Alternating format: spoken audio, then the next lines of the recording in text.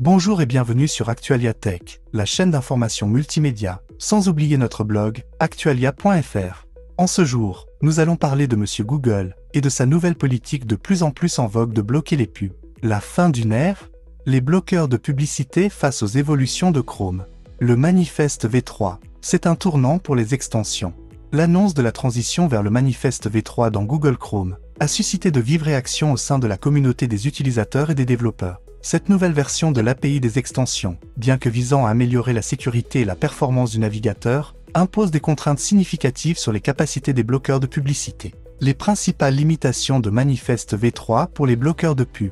La réduction drastique du nombre de règles de filtrage. Les bloqueurs de publicité étaient auparavant capables de gérer un grand nombre de règles pour filtrer efficacement les publicités. Le Manifeste V3 impose une limitation stricte, réduisant considérablement leur efficacité. Les restrictions sur l'accès aux données. Les extensions auront moins de possibilités d'accéder aux données du navigateur, ce qui limitera leur capacité à personnaliser le blocage des publicités en fonction du comportement de l'utilisateur. Les modifications des mécanismes de blocage. Les méthodes traditionnelles de blocage des publicités, comme la modification du trafic réseau, sont désormais plus difficiles à mettre en œuvre. Les enjeux pour les utilisateurs et les éditeurs.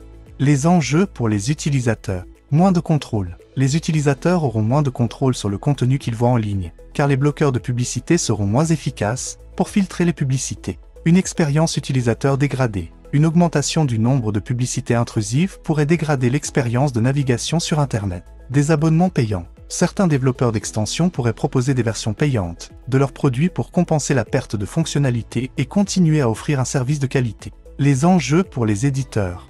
L'augmentation des revenus publicitaires. Les éditeurs pourraient bénéficier d'une augmentation de leurs revenus publicitaires, car un plus grand nombre de publicités s'afficheront.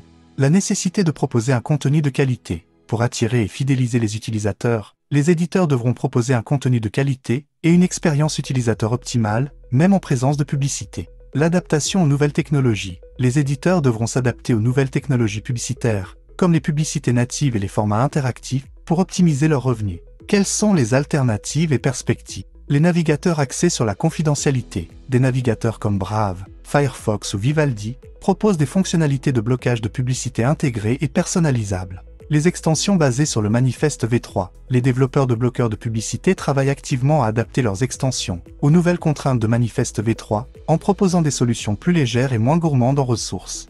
Le blocage de publicité au niveau du système d'exploitation. À l'avenir, il est possible que les systèmes d'exploitation intègrent des fonctionnalités de blocage de publicité plus poussées. Les nouveaux modèles économiques. Le développement de nouveaux modèles économiques, tels que les abonnements sans publicité, que propose déjà Monsieur YouTube, ou le financement participatif, pourrait offrir des alternatives viables aux revenus publicitaires. Pour conclure, la transition vers le Manifeste V3 marque un tournant pour les bloqueurs de publicité et pour l'ensemble de l'écosystème numérique. Si les utilisateurs perdront en contrôle, les éditeurs auront de nouvelles opportunités pour monétiser leur contenu. Il est probable que les prochains mois voient émerger de nouvelles solutions et de nouveaux équilibres entre les différents acteurs. Quelques questions à approfondir. Quel sera l'impact à long terme de Manifeste V3 sur le marché de la publicité en ligne? Comment les régulateurs vont-ils réagir à ces changements? Et quels en seront les enjeux en termes de protection des consommateurs? Quelles sont les meilleures pratiques pour les éditeurs afin de proposer une expérience publicitaire moins intrusive et plus respectueuse de la vie privée? À bientôt pour une nouvelle vidéo, sans oublier le pouce en l'air et de vous abonner à Actualia Tech pour nous encourager dans cette belle aventure multimédia, c'est gratuit. Si vous avez aimé cette vidéo, abonnez-vous, mettez un pouce en l'air et partagez cette vidéo, merci, cela fait toujours plaisir.